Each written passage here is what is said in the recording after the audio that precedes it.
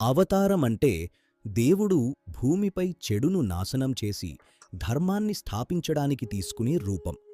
సంరక్షకుడైన విష్ణుమూర్తి ఇలా అనేక అవతారాలు ఎత్తారు. విష్ణుమూర్తికి 10 ప్రధాన అవతారాలు ఉన్నాయి. వీటిని దశావతారాలు అంటారు.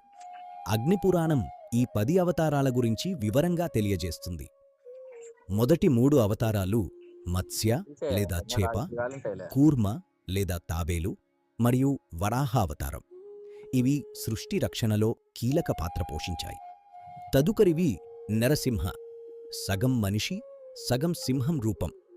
ఆ తర్వాత వామన అవతారం మరియు పరశురాముడి అవతారాలు వస్తాయి. రాముడు, కృష్ణుడు మరియు బుద్ధుడు ఈ అవతారాలు లోకానికి శాంతి మరియు నీతిని బోధించాయి. ధర్మస్థాపనలో ఇవి అత్యంత ముఖ్యమైనవి. 10వది మరియు చివరిదైన కల్కి అవతారం భవిష్యత్తులో రాబోతోంది. అగ్నిదేవుడు వశిష్ఠుడికి ఈ అవతారాల రహస్యాలను వివరించారు.